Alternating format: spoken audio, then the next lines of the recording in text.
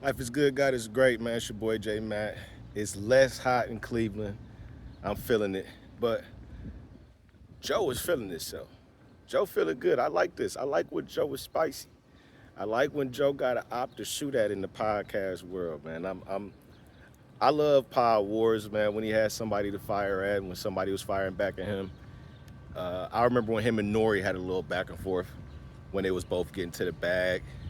Joe went back and forth with Mav Hoffa when he was up. You know what I'm saying? Everybody was doing really, really well at one point in time. Same thing with Charlemagne. You know what I'm saying? I like the healthy competition. It reminds me of rap, but in the podcast form. So today, I saw how Joe had some shots, man. He had to do some straightening, man. He had to get the guy Mero together. He had some straightening for Mero. I liked it. I liked the energy. Not only do I like the energy, but it's like I like how he replayed it twice to make sure he heard what he heard. You know, we both know, we all know he heard that the first go round. He didn't need Parks to say anything about it. He knew what he was coming to do when that topic came up. I like what he did. Personally, I was never a fan of Desus and Mero. It's just not my style of podcast, and they're really not even my style of comedy. But it just seemed like some real New York style shit. You know what I'm saying? Nothing wrong with that, but it's just like very like acquired taste type situation. But I think Joe is right. If Mero really did see the money that Joe is seeing now, I do get what he's saying. Like probably like over the course of time, he got that same bag that Joe was getting. But I don't think it was sustained the way that Joe was sustaining his bag. You know what I'm saying? Month over month, getting damn near 900 whatever $1,000 on a low, on a down month. You know what I mean? So like I said, $1 million a month, it's nothing. It's nothing to Joe. That's just from one stream of income. So if Mero was getting to the bag like that at some point, it was short lived. And I think that's what Joe was trying to say. But I do like the big flex though. He didn't have a subtle flex in this either. He had a big flex too. The big flex was this New York Times piece that he got coming out. That's the big flex, and that's what I like to hear. First thing I thought about, y'all let me know if y'all agree in the comments, is whether or not this New York Times piece that they're doing on Joe, and he was like, they need an hour. He like, we're doing a photo shoot. You know what I'm saying? It's not like, this is big business. So I wonder if New York Times had this in the works with Joe prior to the leak. And the leak only been, maybe 2-3 weeks, but it's more and more starting to look like a rollout.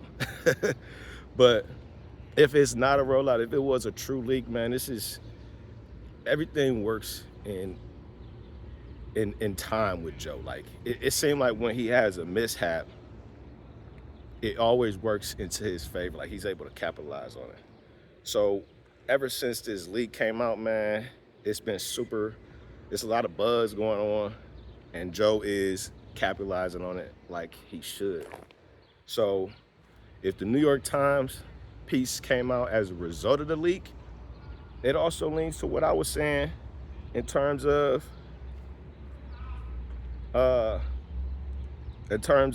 when you see the money, it's different. You know what I mean? Like everybody could pocket watch and assume that Joe is getting bread because he courtside Knicks playoff games. We can assume and Google how much them tickets cost. We see the jewelry, we see the cars. But when the leak hits the media and it's undeniable and it's going viral like that, that's completely different than, some people that's fans of the show acknowledging it that he's coming up. You know what I'm saying? So if New York Times got wind of that and they started getting super interested into the empire that he's building, that's big news, especially with what he said about Ian. Like him and Ian is in lockstep. They ain't going nowhere. They are the dynamic duo. That's Scottie and Pippen. That's Phil Jackson and Jordan type shit. You know what I mean? So they really get into the bag. And I like that. That was a big flex, Joe. I can't wait to see what that's about. Now, on some sneak diss and shit, I do believe that when you was being provocative when you called Flip a bitch. And you tried to call everybody out in the room on their level of bitch. Whatever you was trying to say. But it seemed like it was more aimed towards Flip because we had what he had to say about Zaire. I think that in your provocative way, you was serious about Flip. Not personally, like attacking him, calling him a bitch, but I think that was your way of letting Flip know, like, we don't believe you on the tough guy shit. You already clowned him when he told y'all his, what was his nickname? He said Braveheart or fucking Loneheart or some shit. Y'all already clowned him about his nickname. And now you calling him a bitch because of what he said about Zaire. And you basically saying, like, if he was up here, you wouldn't keep that same energy. But that's what I'm saying. Like, it's all for show. I get it. You get Flip riled up and bring out the old performative Flip. But I low-key think you really don't believe Flip. And you might be a little sick of the tough guy antics that you see, because he definitely been outside a lot more these days. Again, it's all going back to the leak, man. The numbers change everybody's behavior, man, around you. The media finna be throwing the JBN more respect. Like, it's all working out, man. Like you said, man, his God don't play about him. Shit. I hope God don't play about me like that, too. Shit. I'm trying to come up, too. Shit, let me get a slip and fall somewhere or something. Shit. But last thing I wanted to say, though, I do agree with Flip with just doing part of the show instead of Sleepers. Sleepers is boring. I always fast forward it. I'm not a music junkie like that anyway, so maybe I'm not the one to speak on it. But part of the show is always a little bit more interesting because, again, it gives you another block of content. And this part of the show did exactly that. They had a very, very interesting conversation. I was going to come over here and rehash it, but we got enough of that. Especially since I'm a married man, I can speak to this shit, so I could give my thoughts, but I'm not gonna talk too much more. I just think the part of the show is more valuable as far as content goes to the viewers than Sleepers.